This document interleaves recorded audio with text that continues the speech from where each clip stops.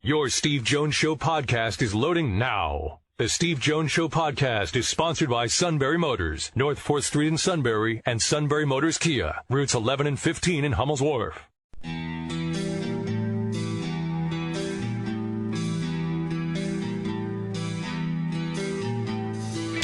Sports talk where your voice counts. This is the Steve Jones Show on News Radio 1070 WKOK. Now, from the Sunbury Motors Studio, here's Steve Jones.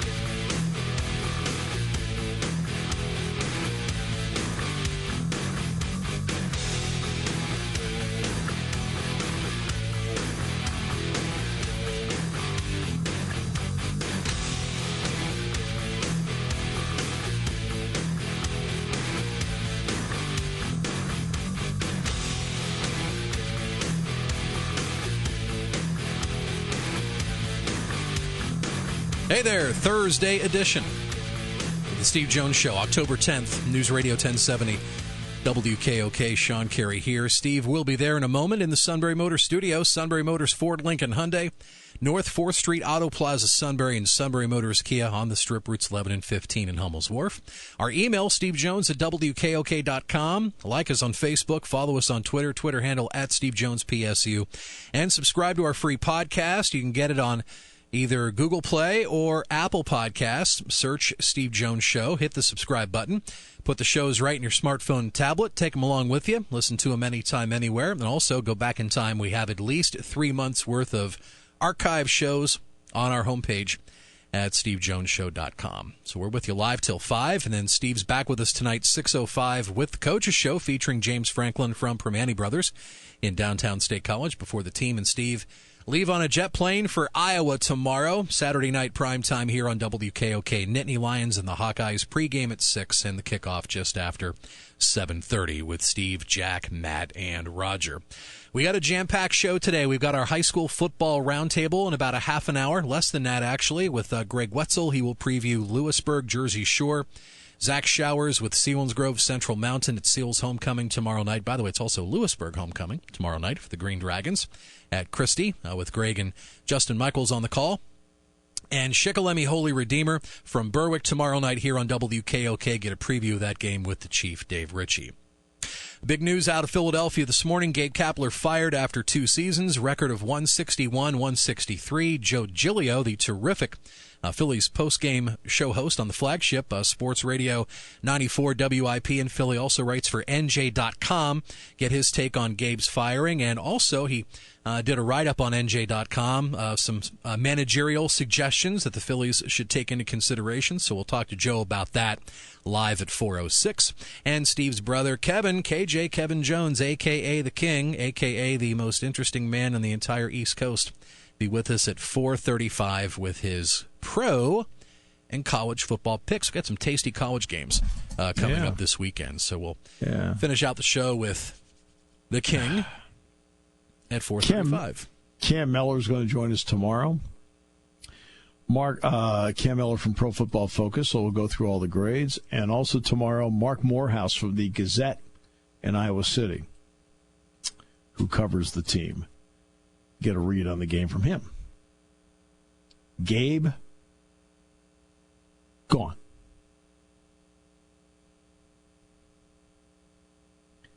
This is not one of those moves that I think you're going to find a lot of criticism. How about that? You know what's interesting about Gabe Kapler? He is one of the few guys I've ever seen that lost a fan base in the first game he managed and never got him back. When he took out Aaron Nola after 68 pitches down in Atlanta to start the 2018 season, you have people looking at him in Philadelphia like, well, what are you doing? And I think he lost the confidence of the fan base in one game. I don't know what you think. You're a big Phillies fan. You're right. I mean, I think there's a huge section of fans that, maybe some would think outside looking in, just give this guy a fair shake. It's only one game out of 162, but But yeah, it just the analytical bent that he would use going into each and every game. I just think that it just kind of rubbed a huge facet of Phillies fans the wrong way. It's interesting though. Earlier this week, Jay Gruden was let go as head coach of the Washington Redskins. You had a lot of players step up and say, "Well, it's our fault. If we would have played better, he wouldn't have lost his job." I just wonder here in the not-too-distant future how many Phillies players are going to step up. Now, they're not in the locker room every day, day in, day out, talking to the beat writers, so this may not happen because of that, because players are spread out all over the place. But I just wonder how many players are going to step up and say, it's our fault. We should have played better for Gabe. But that's one way to look at it. Another way you could look at it is, and Greg and I were just talking about this before we cranked up the show, there are a lot of games where they played down to their competition. Case in point, the Marlins. How many games did they lose against Miami that really hurt them in the divisional race? And that falls on Gabe to get those guys prepared to play. Doesn't matter how many guys you have injured on the IL. Well, that sounded bitter. I thought it was rather concise. I don't know about being... Greg, did I sound bitter? This sounds so bitter. No. Was I bitter? I mean, I feel like I'm in the back corner office again. Am I taking over the nickname of Captain Bitter on this show? What? It's just bitter. What? It sounds like a Shikellamy postgame show. I cover all angles on the local games on my postgame show. I'll let it be known. It's not just Shikellamy. I wasn't talking about your portion of the postgame show.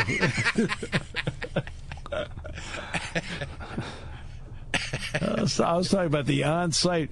While Dave Ritchie is the voice of reason, we all know who's flying off the handle. So there's a couple of different ways to look at it with Gabe getting let go. I mean, which one, you throw the wad and you throw it to the wall, which one sticks? Or is it maybe a combination of both? I think when you come in, first of all, you'll notice that when coaching changes or managerial changes are made, 8 times out of 10, it's somebody that is different stylistically than the person they're replacing. The first person happened to be a disciplinarian. Well, we need a looser locker room or clubhouse. Or it was a looser feel from the head coach. We need more of a disciplinarian. You've been seeing a heavy dose of, like, Joe Girardi let go by the Yankees. Not a big believer, at least the assumption was, on analytics. Aaron Boone, I absolutely believe in analytics. Gets the job. Well, Gabe Kapler was brought in because he brought that philosophy with him. I'm wondering if they're going to go the opposite way and go with for example, Buck Showalter as an example. Because you usually go the opposite. I mean, take this show. Efficient, intelligent. When we made that change to you, No, you're very kind, but maybe there's someone out there that can have the right mix of old school, the right mix of analytics, and you also blend in a fire and passion for the organization. Or is that too much to ask for? Well, I think what's interesting, and I'm not going to criticize Gabe Kapler for this part. You have people being critical of him being too positive about the players. Actually, I like that. If I'm the organization, it's not his job to go out and cut the players down in public. At least I don't think so. Now, in private, if you want to sit down in private and say, look, you got to work on this, this, this, and this, but you don't go public with it. That's just my opinion. If he's too positive about the team, sometimes you're just trying to maintain that. I have no problem with that. No problem with that. We'll leave all the negativity for the radio play-by-play guy. Come on there. I should be going for it. I mean, it's fourth and 23, Kev. All right, go. Get out there and punt. punt. Wetzel's laughing over the other. Oh, yeah. He knows what I'm... So is the Chief. I mean, Chief's over there going, I got to live with it. I mean, you can be positive. I mean, you can be positive to an extent. I mean, you can be also positive where, you really sugarcoat it where it's all, rainbows and lollipops. But I think you can be positive without being that positive, right? Sure. If that makes sense? Oh, yeah. No, that makes sense. I'm just saying that was one of the criticisms of him.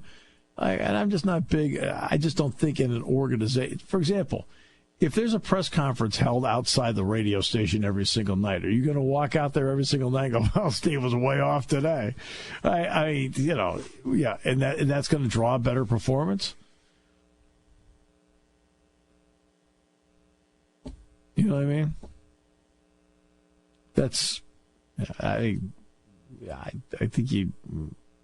Now, you're right. Not everything's rainbows. I mean, the only rainbows this show ever really gets is when we do the high school football roundtable when we get the three we have today. But yeah, but they kind of carry it. Don't you think? Yeah. Speaking of carrying, Chief carried into the studio an awesome towel that he got at the Navy Air Force game. It has Go Navy on one side, Beat Air Force on the other side. I'll have to screen grab this and send it to you. Really cool. Because we have a towel that says Go Suit, and the other flip side says Go Suit Light. We'll come back with more in a moment here on News Radio 1070 WKOK, brought to you by Sunbury Motors. Are you terrified by your old ride? Don't fear. If you want to have a fun day, you have to buy a Hyundai at Sunbury Motors Hyundai. Treat yourself to a nicer, newer ride from SMC. Choose from 12 2019 Hyundai Tucsons with $4,000 off, starting at $22,369. There's 17 Hyundai Konas in stock, starting at only $20,352. Sunbury Motors Hyundai has brand new Sonatas starting under $19,000. Plus, hurry in. There's 4 Hyundai Palisades in stock. And every new Hyundai comes with America's best warranty. 10-year, 100,000-mile powertrain limited warranty. And Hyundai Assurance. Don't be terrified by your old ride. If you want to have a fun day, you have to buy a Hyundai from Sunbury Motors Hyundai in the North 4th Street Auto Plaza, Sunbury. Driving you over 100 years, Sunbury Motors.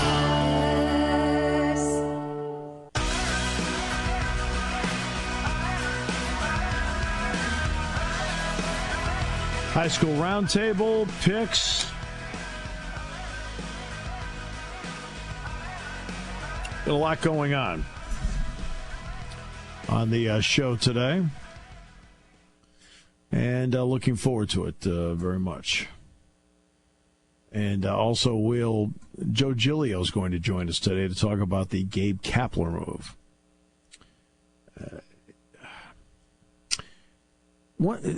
One area of baseball, and we saw this play out last night in some ways,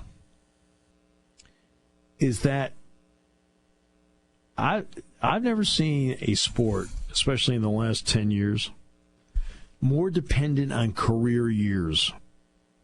And when I talk about being more dependent on career years, I am talking about career years out of your bullpen guys.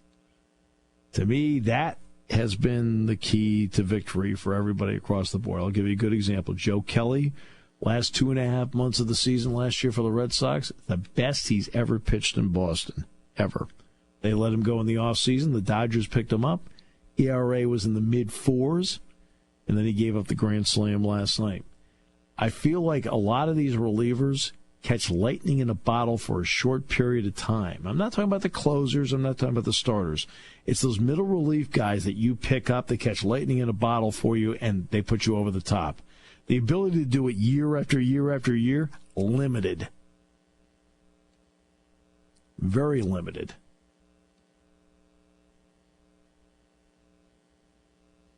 And that's why, that's and the Phillies don't have that. They did not have that, they did not catch lightning in a bottle there. As one example. There are other examples too, but that's one example right there of not catching lightning in a bottle. And it does tie your hands as a manager as to how you want to conduct the game and how you want to go about it. I am a firm believer that analytics are a tremendous tool, but if you're going to manage or make decisions solely on analytics, just like if you're going to make decisions solely on instinct, you're going to be in trouble. And you need to have a combination of it. Some analytics to support what you're thinking, why you're thinking it, how you're going about your business.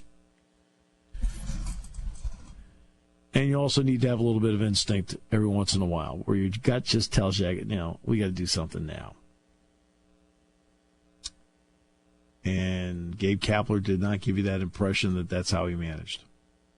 That he managed one way only. But again, he lost his fan base I've never seen a manager lose his fan base in one game.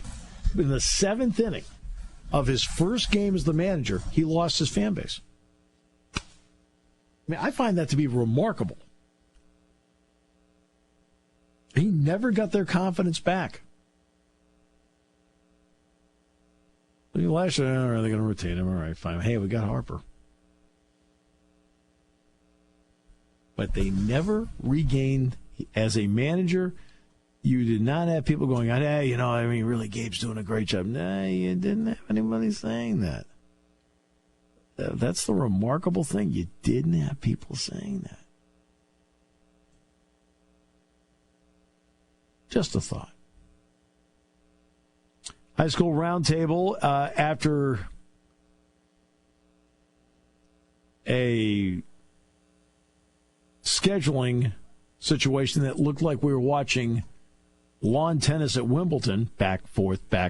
It's actually going to be Shikellamy against Holy Redeemer in Berwick, and Southern Columbia will take on Wyoming area.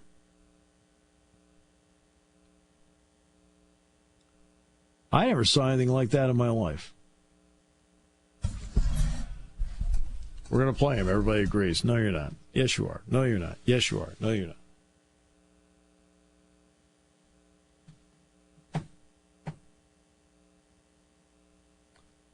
Who makes these decisions? Sean? Who makes these decisions? It's crazy. And also something we haven't brought up in high school news that occurred earlier this week. Bloomsburg High, the school board decided to part ways with their football coach. That's very strange for that to happen with 3 games remaining in the regular season. And also at the same time, parting ways with their wrestling coach. So we'll shake up there in Bloomsburg. Any clue as to why? Any clues is it something there's some coaching, not doing it? There are some people already out there, oh, man, there's supposed to be another Danville situation that's going on in Bloom. Like, whether that's the case or not, hasn't been any, in-depth investigation that's been released in regards to that move or not. No one from the school board has come forward to say anything at this point. Interesting. Of course, that was Bloomsburg was involved in the Lewisburg game a couple weeks ago at Selinsgrove, where they had the double 2+ hour lightning delay of the Saturday night game that ended close to midnight. Right. Well, you can't help that. No, you can't. All right. Ritchie, Wetzel, Showers. Preview coming up next half hour. Great to have you with us. Joe Giglio on the Gabe Kapler firing at 4:06. The King steps in with picks at 4:35. Today's show brought to you by Sunbury Motors, 4th Street in Sunbury. Sunbury Motors Kia, routes 11 and 15 in Hummel's Wharf on News Radio 1070 WKOK.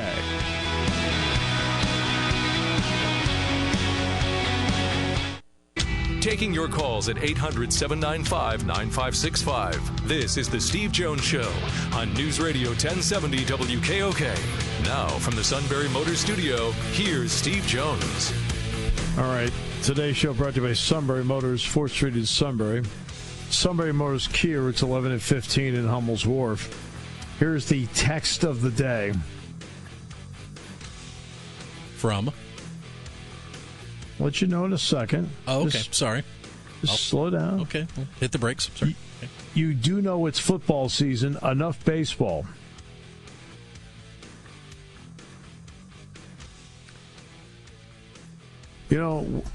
when your hecklers are happens to be Jack Ham. Hammer from way downtown. Look out. Yeah, now the Chiefs all nervous that Hammer's listening. All right, so that's what. Now we know why. Guess who won't do the show? Oh, I mean, let's face it. Doing this segment, it's like the playoffs in baseball. I think the suit is the Clayton Kershaw play-by-play.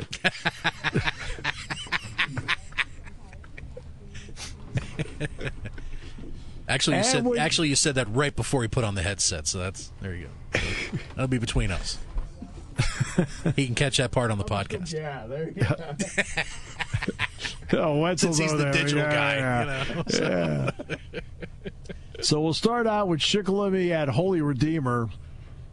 Okay, Dave, we're sure it's Holy Redeemer, right? Yeah, there sure has been a lot of controversy about a Central Pennsylvania high school football game, hasn't there? So it's almost like we should be on the Hollywood reporters doing these things instead of our sports people. So, well, the controversy doesn't deal with anything except the people at the top. Exactly. Everybody else agreed to it. I mean, come on. Take your head out of the sand. Thank goodness the superintendent at Shikellamy and a very intelligent man decided, well, why don't we submit the proper paperwork? Maybe that'll get things going, and it did. So that was kudos off to our superintendent. Yeah, okay. At least somebody stepped up, showed some leadership. Yes. All right. That's good. And I don't know any of these people, so it's like, fine. Write a letter. We'll file it. I do, so I better watch myself. Yeah, I don't have any really. I think you ought to remove him from the air. Like, hey, here we go. We own a shredder. All right, so. All right, so let's get to Shikellamy Holy Redeemer. This is not what you thought it was going to be. So when you're putting together maybe some preseason thoughts, it was not going to be on your radar. So in a short period of time, maybe like 2 weeks, because you knew it was a possibility for a couple weeks. What have you learned about Holy Redeemer? I don't know a whole lot about the team except the fact that their head coach is a Berwick graduated about 10 years ago, I believe. Yeah. He picked up the job on August 1st, and he has 27 players on his team. So he's in a situation where, he had to put in all of his system work and with a bunch of probably student athletes that he did not know a lot about. And therefore, their program has not been doing well the last several years, and they're 0-5 this year so far. So I'm not exactly sure. Well, Kevin just said 0-6. No. 7 guys both ways. Oh, I'm sorry. I got one more thing. 7 of those 27 players play offense and defense, so they get a couple going both ways. That's impressive. It's only 7. Hey, Sean? Sean, can I ask you something for a second, Sean? Sure. Yeah. How big is our budget? Well, that's why I'm on this end of the building. I was just wondering. I mean, could we get a lock for that door? So I just want I don't want to be on the segment, but I'm an interloper. I mean, I just don't quite get it. Okay. So you guys have to prepare for something like this. But, Dave, let's get to the coaching part of it. You're now going to I realize in playoff games this does come into play, but it doesn't usually come into play in the regular season. So what does that mean for a coach to prepare for something they weren't sure they were going to have? Well, I believe that the family of coaches nowadays, if they get in a situation like this, they'll exchange the games. And I'm sure that Todd Tilford has probably seen just about every game that Holy Redeemer's played, and the same thing with the coach from Holy Redeemer. And that years ago, you tried to keep everything secret, but that just doesn't happen anymore. And you just have to do that. And I know that both staffs will cooperate, so they probably know as much about each other as if they had personally sent some people to watch each team play. And that's just the benefits of the technology of today. Right. And it makes a huge difference, technology does, to get ready for something like that. Let's talk about Shikelamy's level of play. This is obviously a different ball game. You would have different thoughts if they were playing Southern Columbia. Maybe because that is something where every single play for 3 hours would have to go right. That's Yes. not the case. That's not the case here. So Shikellamy's level of play going in your opinion, is? I think they're going to play at the top end like they did against Central Mountain. I do. Yeah. Let's face it, they're high school kids. They're looking at a team that has a record that's not as good as theirs, and they also have heard so much about that they're struggling. So you go in with a little bit more confidence. They're not going to. You can't make mistakes, and that's probably something that I'm sure the coaches have drilled into them all week long.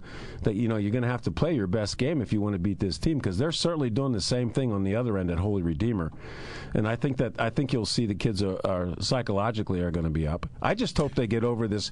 I just talked to Gregg about all the personal fouls that Shikellamy committed against Lewisburg last week, and that's something that happened last year, and it did not take place this year, and in one game it reappeared, and that's something that the coaches have to handle and take care of too.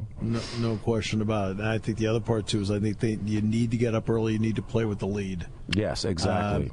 Because right now, I don't care what Holy Redeemer's record is. Shikelamy's record is not very good. They need confidence. Exactly. And our kids seemed, when I watched them play against Central Mountain 2 weeks ago, they didn't look like a team that had not won a football game, and they played that way. So I'm believing that'll happen again this week.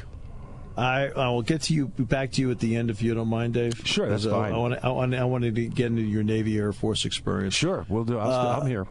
Great. Let's bring Zach Showers in. Central Mountain will take on Selinsgrove. Zach, Dave just talked about 2 weeks ago the game that Shikellamy beat Central Mountain. So let's talk about the Seals right now.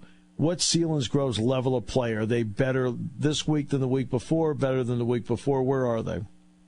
Yeah, I think first and foremost defensively, they keep just playing better and better every week. Last week against Shamokin, they had their first shutout of the season in almost a year, forced 4 turnovers, had 4 sacks, 6 tackles for a loss.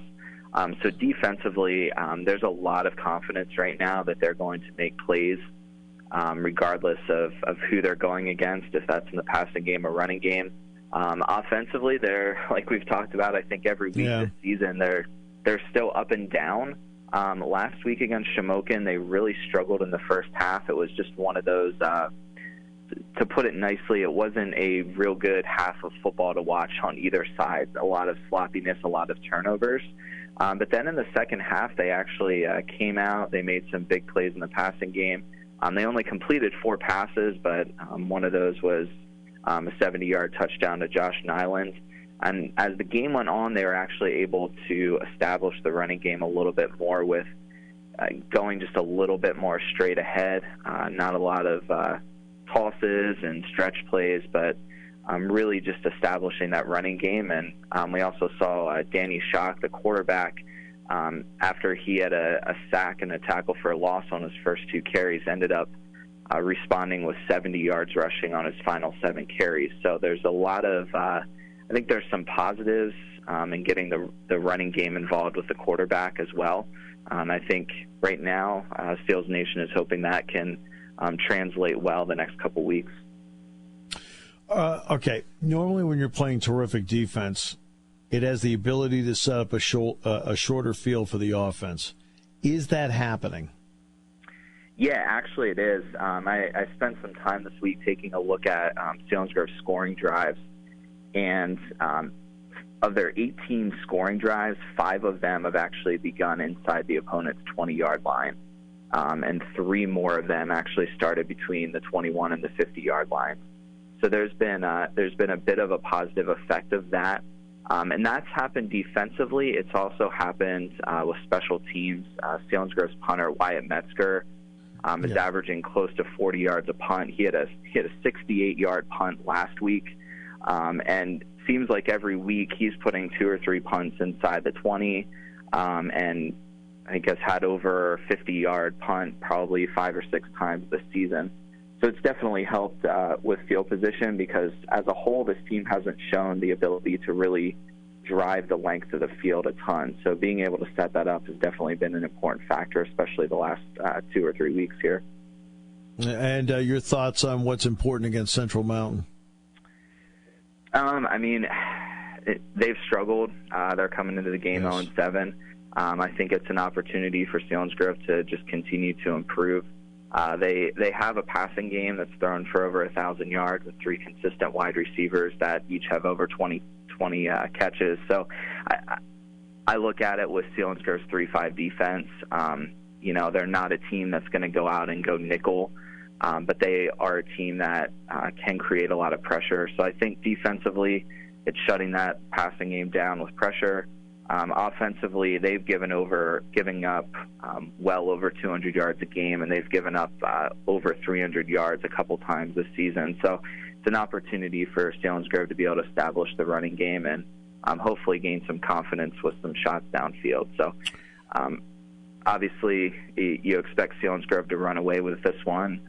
So you hope the team's in just a good mental place that they can come out and work on some things and get some confidence. Zach, always a pleasure. Thanks so much. Thank you. All right, Greg, good to have you with us as always, in studio with us every week. Jersey Shore, Lewisburg. All right, level of play. You have to adjust because you don't have the big gun in the backfield anymore. What did you think of their adjustments? You know what? They finally got Ethan Spalding involved in the game, who's probably been the best athlete in their team the last 2 or 3 years. And he's done a really good job defensively for them and offensively. Last week, Schick has a 6'4" wide receiver, 200-pound wide receiver. They just put Ethan Spalding on him man for man. He didn't have a reception the whole night. So he has really stepped up and has done a great job. And so has senior quarterback Nick Shikellamy, who the last 2 games has completed over 65% of his passes and thrown 4 touchdown passes. So the seniors are taking control of the team and leading the team on right now. And they're doing a really nice job. Obviously, confidence is built game by game, and also you're a play away from not having it. But Right. You feel like they're playing with a lot more confidence right now. I really do, because everyone now is getting involved in the game. They're not depending. Their offense doesn't run around Max Moyers anymore. They could sit back and say, okay, well, Max is going to get us 5-6 yards a carry. That's not the case anymore. And everybody is stepping up, and you can tell their level of play has picked up, and everybody's doing a really nice job. Defensively, they have picked up also. So they're playing with a lot of confidence right now. They're going to need to play with a lot of confidence because the last 3 teams they play all have winning records, which is not the case for the beginning of the year. So they need to have that confidence going into the last 3 games of the season. Which is interesting. But you know what?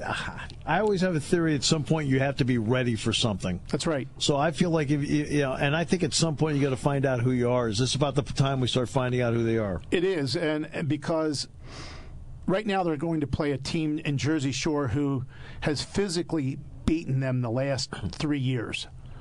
But Right. Jersey Shore is not that physical team that we've seen in the past. They're running a spread offense. They're relying on their quarterback, Tanner Lorson, who's thrown for over 1,400 yards.